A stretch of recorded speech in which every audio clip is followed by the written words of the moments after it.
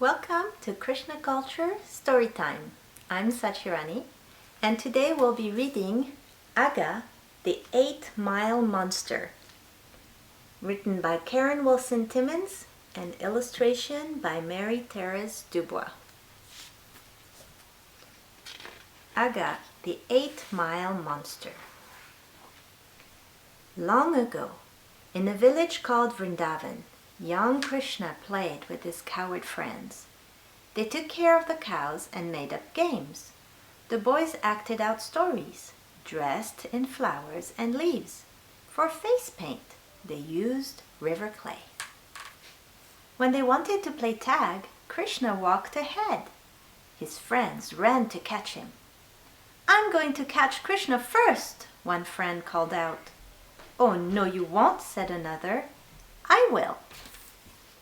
Krishna and his friends played ball with the lunch bag.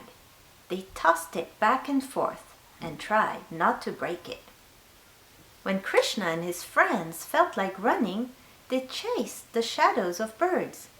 When they wanted to play music, they made flutes from river reeds and bugles from buffalo horns. To cool themselves, Krishna and his friends swam in a river. They pretended to be frogs. When they were thirsty, they drew water from a well. The children hooted into the well and laughed at the echoes their voices made.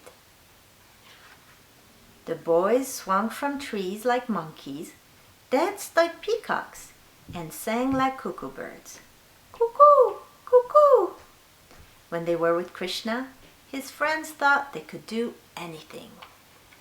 One day, a snake named Agha arrived in Vrindavan. Agha had magical powers, which he used to make mischief. "These children think they're smart," Agha said to himself. "Let's see how smart they are. I'll swallow them." Agha grew longer and longer until his body was 8 miles long. He stretched his mouth wider and wider until it looked like a mountain cave. He unfurled his pink tongue, which ran through Vrindavan like a road. Agha sat there and didn't move. He didn't make a sound. He just waited. The coward friends came singing and dancing down the road. They looked at Agha. "That's not a cave," said one. "That's a snake pretending to be a cave." "And this isn't a road," said another. "It's the snake's tongue." "His breath smells like rotten fish," said a third friend. "I bet he wants to eat us." "Let him try," said another friend. "Krishna will help." The boys marched, unafraid, into Agha's giant mouth and waited for Krishna. For a moment, Krishna didn't know what to do. "I must save my friends," he thought. "But how?" He followed them into Agha's giant mouth. Heavenly beings hiding in puffy clouds cried out, "Krishna and his friends are in trouble. What will happen to them?" Inside Agha, Krishna grew bigger and bigger. The giant snake choked on Krishna. His ugly eyes rolled around and around. Suddenly, his golden soul flew out of his body. It floated in the sky and wondered where to go. Krishna found his friends unconscious in Agha's belly. His loving glance brought them all to life. Together, they marched out of Agha's giant mouth. When Krishna walked out of the snake, Agha's glittering soul entered Krishna's body and was at last at peace.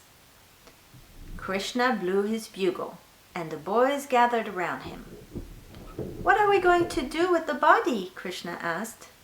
As usual, the boys knew just what to do. Agha, the one scary monster, became a wonderful 8-mile playground.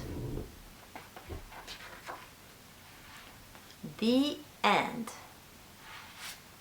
Do you think you would have fun on an 8-mile playground like this? Well, if you enjoyed the story, please make sure to subscribe. And remember, We have Agha the 8-Mile Monster and many other wonderful books at krishnaculture.com. Thank you and see you next time.